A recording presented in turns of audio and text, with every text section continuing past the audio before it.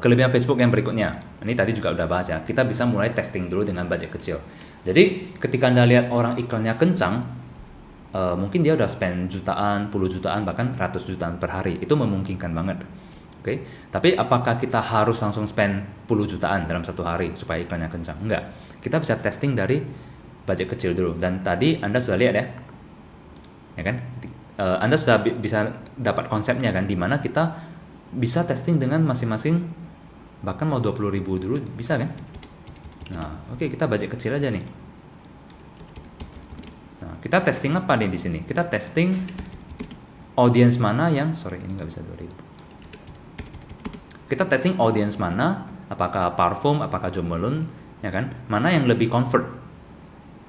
Nah baru nanti dari laporannya itu seperti yang tadi aku bilang, kita matikan yang jelek, sisakan yang bagus gitu. Nah baru kita tambahin lagi budgetnya. Misalnya nih, ternyata Jo Malone bagus nih. Oke, kita naikin budgetnya jadi 150.000 per hari. Nah ini misalnya jelek nih, aku matiin. Oke, misalnya ini bagus. Nah Parfum misalnya bagus, tapi tidak sebagus Jo Malone. Nah udah, kita nih naikin budget, tapi ya aku naikin jadi 35.000 aja deh, karena hasilnya nggak sebagus Jo Malone misalnya. Nah jadi Anda bisa fleksibel dalam mengatur ini semua. Oke, itulah yang tadi saya maksud dengan kita bisa mulai dari budget kecil dulu, testing dulu budget kecil, nanti kita pelan-pelan optimasi. Nah, nanti ketika kita udah dapat yang bagus, tinggal naikin budgetnya jadi 100.000 per hari, 200.000 per hari, 1 juta per hari, itu bisa. Oke, nah beda nih dengan kalau misalnya kita iklan di harian. Oke, dulu kan aku juga pernah iklan di harian ya, walaupun aku nggak ngambil yang paket ini ya, karena ini kan tampilan depannya, bisa ratus jutaan, bisa puluh jutaan. Bahkan kita ngambil iklan baris aja itu harus spending 500.000, padahal itu cuma 3 baris gitu. Oke.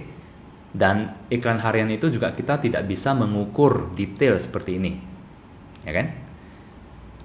Nah, jadi kalau di Facebook kita bisa mulai dengan 20.000 per hari dulu seperti yang tadi saya bilang.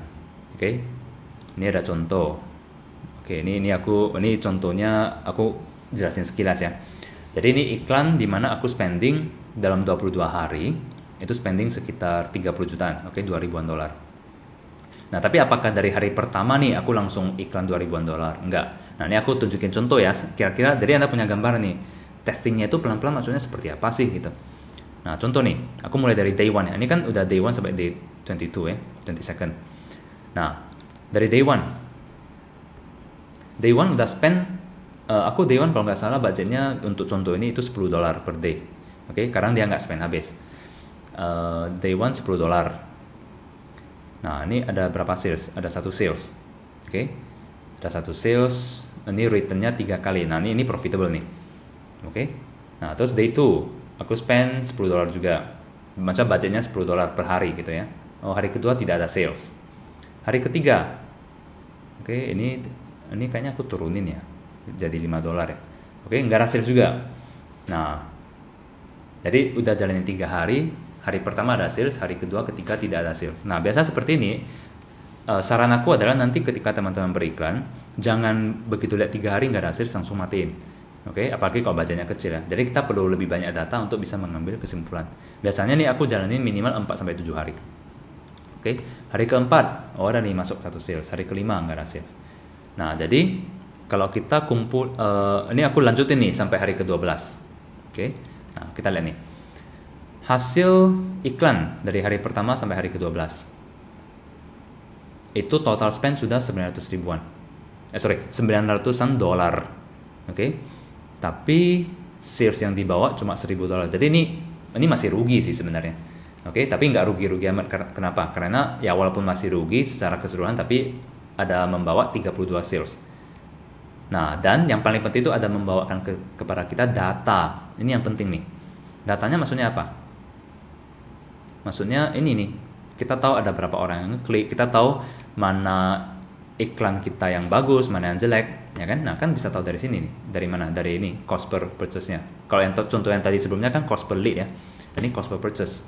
Nah, kita bisa lihat di sini mana yang murah. Yang murah kan contoh nih 16 dolar, ini murah. 13 dolar murah, 16 murah. Nah, yang mahal itu contoh ini 32, 49.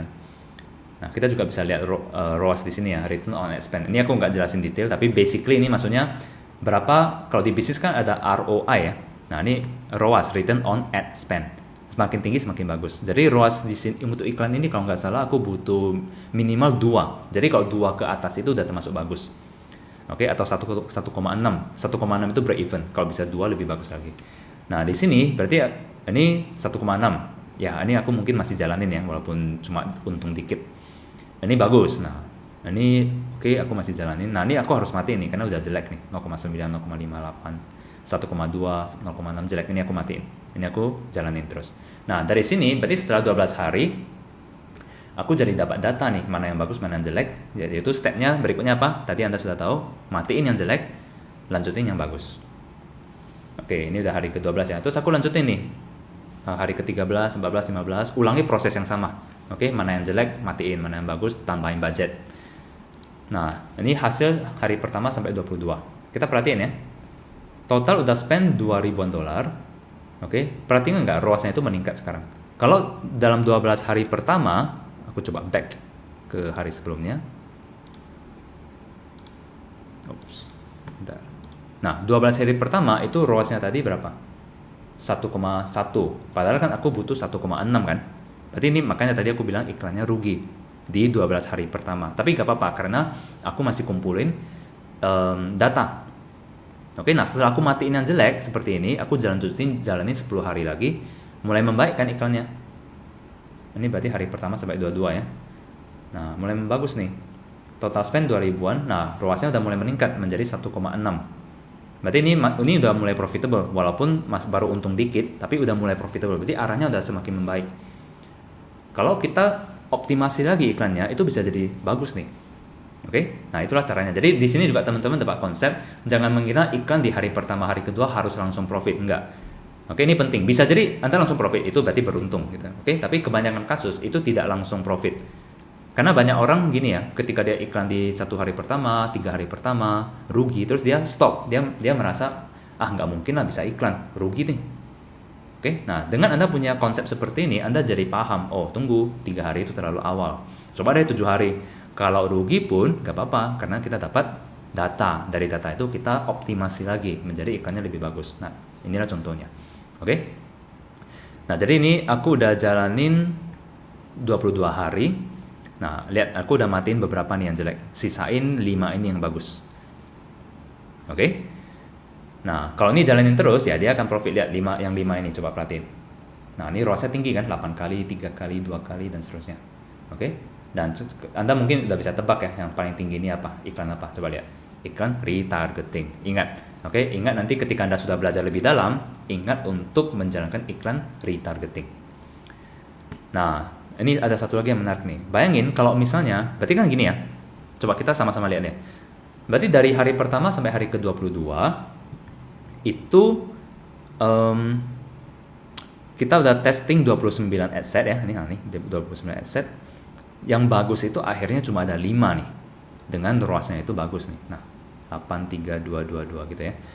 Nah, terus kita kan mikir, seandainya dari awal kita testing ini, kita langsung profit dong kan gitu.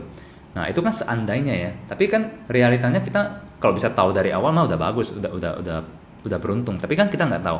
Karena kita lagi proses testing untuk mencari 5 yang bagus ini. Oke? Coba kita lihat ya. Kalau misalnya kita cuma, ini kan data keseluruhan ya. Data keseluruhan itu ROAS-nya 1,64. Coba kita pilih 5 ini aja. Jadi di Ads Manager kita bisa filter nih. Kita bisa filter, cuma tunjukin hasil laporan dari 5 ini. Nah, kita lihat. 6 ya, aku pilih 6 waktu itu. Nah, coba lihat ROAS-nya. 2,97. Ini udah pasti profit. Jadi kita iklan 800-an dolar. Revenue-nya 2.000-an dolar. ROAS-nya itu 2,97. Ini udah profit nih. Oke. Nah, tapi kan untuk mendapatkan winning asset yang namanya, misalnya asset yang bagus performansinya. Untuk mendapatkan asset ini kita perlu testing selama 22 hari, dapat data, udah kita matiin yang jelek, udah sisain ini. Nah, dari sini ke depannya udah bagus nih, iklannya udah profit. Jadi barusan Anda udah lihat nih bagaimana dari hari pertama sampai hari ke-12 itu iklannya masih rugi. Tapi dari hari ke-12 sampai ke-22 itu mulai break even. Nah, dari hari 22 ke atas itu udah profit. Tinggal profit aja tuh. Oke? Nah, mudah-mudahan contoh ini bisa memberikan Anda satu gambaran ketika nanti Anda jalankan iklan itu seperti apa.